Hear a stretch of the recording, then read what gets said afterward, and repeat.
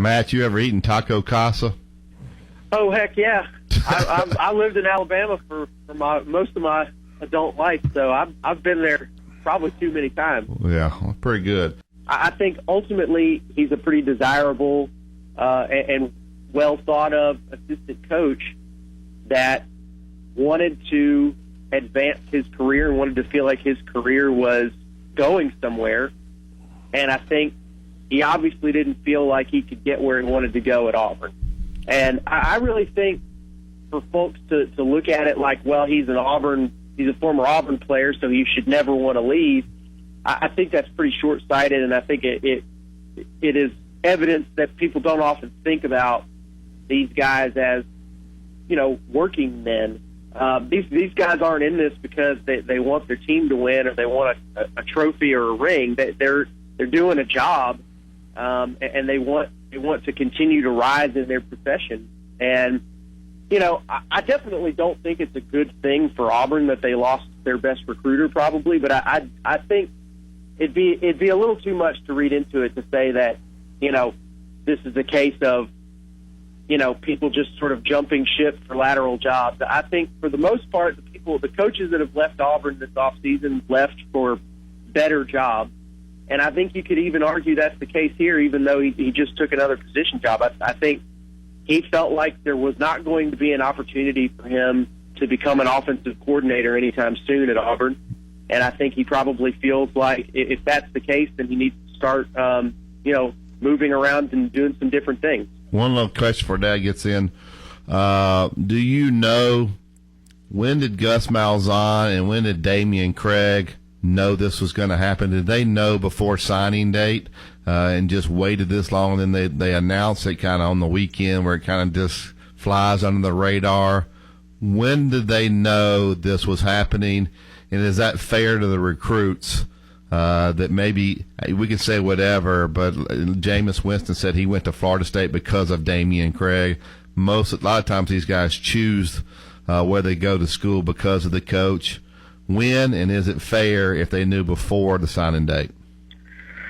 I have no idea as far as Gus goes, but I think from what our reporters know and what we've been following, Damian Craig has definitely been looking around for another job since before signing day. He's been talking with other schools. So I think it's safe to say that he had a pretty good idea he was not going to be coaching some of these guys that he was signing. And I think that's, unfortunate. If he made any assurances to them that he was going to be there, then, that's between him and those players, and it will ultimately hurt Auburn if he did that. You would like to think that any assistant coach that's recruiting a kid would say, if the topic came up, I've got a job and I've got a family to take care of, and if I get a better opportunity, I'm going to leave and go somewhere else. That's just part of the thing, and you got to commit to the school and not me. You got to commit to the program and not me. Hopefully he was upfront with them about that. I have no reason to believe he wasn't. I think ultimately, if you're a recruit, and I understand they're 18-year-old kids, but you've got to have some understanding of how this whole thing works. Coaches leave; they leave faster than they've ever left before now.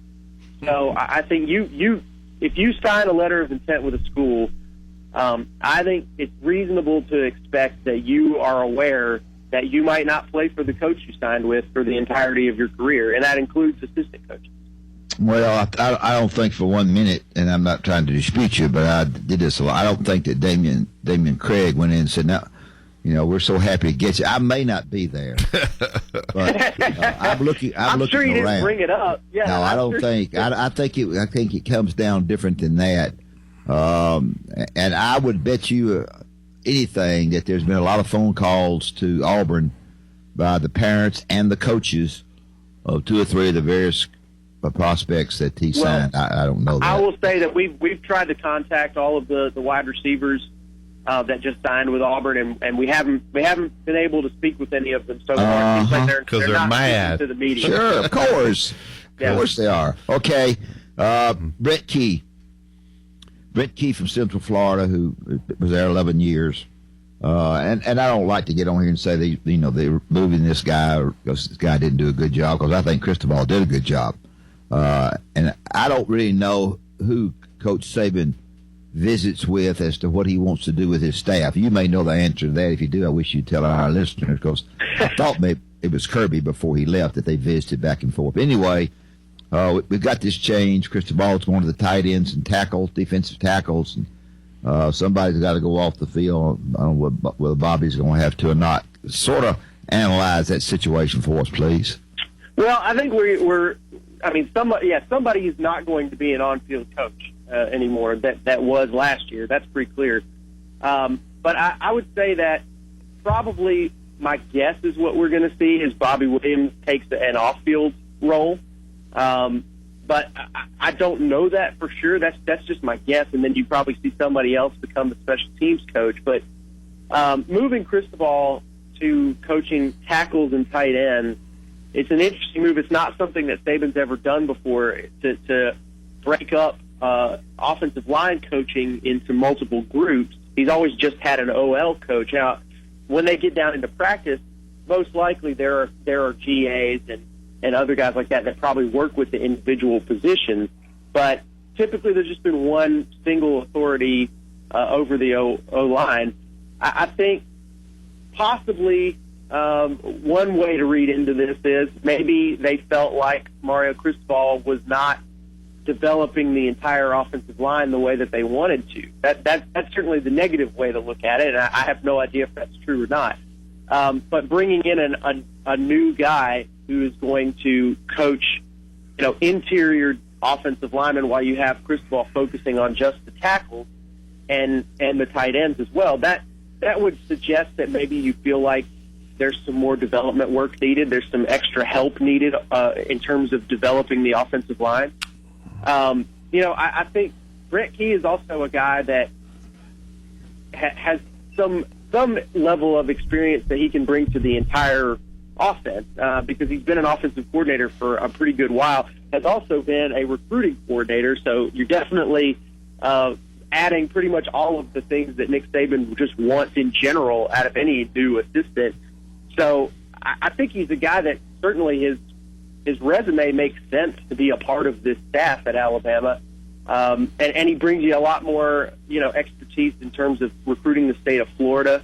And he's actually recruited the state of Alabama pretty well in the past too, if you look at his history. So I think it's a hire that makes sense, but I think in terms of the coaching arrangement, I'm not entirely sure how it's all going to work out. I can only guess that that's probably how it's going to look when this all shakes out, is that Bobby Williams will have some other type of role on the staff besides being the special teams coordinator and tight ends coach. Well, what does that say about Coach Saban as far as, most guys, you win the national championship, everything's good. We're kind of we're going to get back on the horse and ride it the same way. But he's always kind of tweaking it, isn't he? I mean, I feel like I did a good job. Man, we won the national championship. If I'm Bobby Williams, my special teams were great. I'm not saying he's demoting Bobby Williams. We've heard Billy Napier may be leaving. But I guess what I'm saying is, if you're working in Alabama, you better never get too comfortable. You better always be on edge, because Coach Saban's always looking to tweak the thing, isn't he? I mean, if I look at the guy coming from Central Florida and you tell me he was the recruiting coordinator, and I look at their record this year, and I said, that guy recruited those guys? Talk about that a little bit. I'd say one thing that really is interesting to me is right when the national championship game was over, and when we were all down there in the locker room asking people about O.J. Howard's incredible performance, one of the things we heard was a broad, large-scale criticism of the entire season from Nick Saban and Lane Kiffin, saying, we didn't do a really good job this year of using O.J. Howard. So, I mean, that shows you right there. I mean, they had just walked off the field from winning a national championship, and one of the first things they were talking about was that they were able to win that national championship because they looked back at the season they just had, which got them to the national championship game, and said, hey, this is the thing we haven't been doing a very good job of. Let's see if we can fix it tonight, and maybe it'll help us. And it did. So, I mean, and that's your tight ends group right there. Now, that's probably got a lot more to do with Lane Kiffin than the tight ends coach. But obviously, it's a points to your larger case that you're talking about, that I don't think Nick Saban ever looks at what he's got and says, we must be doing everything right because we're winning championships. I think he's always assumed they could be doing something better. And so, you have an opportunity here to rearrange the staff a little bit. They've already done it on the defensive side because of some guys that have gone elsewhere. And now we're seeing them shuffle it a little bit on offense too. Well, I guess that's probably what, people, they love working for him, but I mean, it's an absolute grind because there's never any let up, and that's what makes him so good, I guess, is because he can continue to grind. And you feel like, man, we did a great job this year. We won the national championship, and you may have lost a recruit that he thought he was going to get, and he is in your office wanting to know why this happened. How's it not going to ever happen again? You never ever get to take a breath if you're coaching for Nick Saban, do you? I think that's got to be the expectation if you take a job with him. And we've actually talked to coaches that have worked for him in the past, who've gone on to other schools now, and a lot of them will say, I don't think you'll get them to talk too negatively, but a lot of them will say, I just could only keep up that pace for so long, and I certainly can understand it watching them work. But I think he's the guy that demands, very high energy all the time from everybody working for him, and certainly all of his players. So it's definitely a high intensity program, and anybody that wants to say that he's sort of faded in his older years here at Alabama, I don't know if I see a lot of evidence of that yet. Bad. Well, anything basketball-wise that you have uncovered as to whether Alabama, based on the win at Florida, has a shot to get in the NCAA tournament? Just give us your feelings on that. So we've been talking to the guys that do this kind of projection this week. Yeah. We talked to Joe Lenardi, who does the bracketology for ESPN, yesterday, and his feelings. And I like Joe a lot. His feelings are basically he thinks that because the committee typically looks at whether you were 500 or above or under in your league, that would mean Alabama needs to finish 4-2 down the stretch in conference games, and that's basically his only argument for that case. He thinks Alabama has a pretty good resume, but he sees them getting left out right now because 4-2 down the stretch would basically mean Alabama is going to have to either beat LSU or Kentucky, and well, now they're both on the road. I'm sorry, buddy, but 9-9 is okay, but 8-10 is not. Is that correct? I think that's how he feels. Is that they should be 9-9 is okay though. Right. I guess that's the difference. I mean, okay, but I mean that doesn't affect his thinking as far as whether a team should get in or not, even though they're not. I think in addition to that, he says, Alabama's put up some very good wins, but he feels like looking around the country at some of the other teams that will be in contention at the end there, that Alabama probably needs one more, what he would call a good win. Certainly LSU, would qualify for that. I think if they get to the SEC tournament and they're in a, make a decent little run there, they're going to have an opportunity to get another good win there too. So that, it may be a case that if Joe is right about that, and by the way, I should say Jerry Palm, who does this for CBS, has Alabama. He's much more confident that Alabama makes it in right now. I think he's got him at the 10 seed. But Joe feels like Alabama needs that one more quality win, and whether they might have I think LSU, a win against LSU on the road, I think everybody would feel pretty comfortable about that at that point. But if they don't get it, I don't think you look at losing to LSU or Kentucky as big failures for this team, and they're probably still going to have an opportunity to get a good win in the SEC tournament if they don't slip up against somebody in an early round. Well, I will tell you this about Joe. He can crunch all those numbers. He's pretty good at that, but he don't know basketball because he's got UAB is a 15 seed. Now, UAB, if they win their tournament, is not a freaking 15 seed. If I played my way to a 2 seed and that screen popped up and I had to play UAB as a 15 in the first round, I wouldn't be real happy. I will tell you that. So, Joe Lenardi can crunch numbers, but he don't know who can play basketball on the teams that don't have the numbers, because UAB is definitely not a 15 seed if they were to win the tournament. Yeah, I think we've been following UAB all season here, and I think our guy that covers him, Drew Champlin, feels like UAB definitely has looked good when they have their backs to the wall this season. They've dropped a few games that they felt like they shouldn't have, but they're going to be favored to win Conference USA tournament, I think, and it's in Birmingham.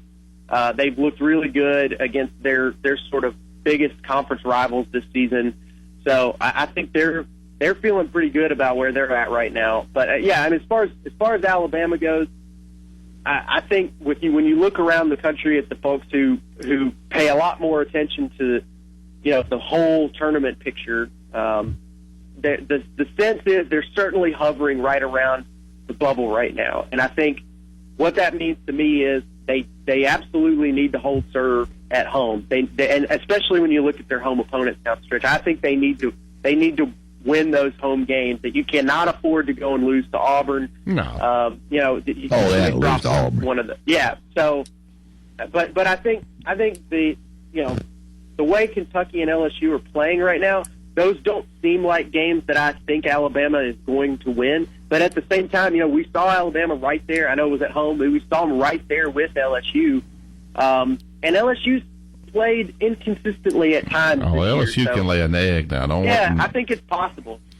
All right, Matt, we got to get out of here, but we appreciate it as always. Great stuff on football coaching and basketball. But tell Joe when you talk to him, if UAB wins that tournament, they're not a 15 seed. Now, if they don't win the tournament, they're going to NIT anyway, so it won't matter. Right. So, all right, thanks, Matt. Thanks, guys. Thanks, Matt. Appreciate it.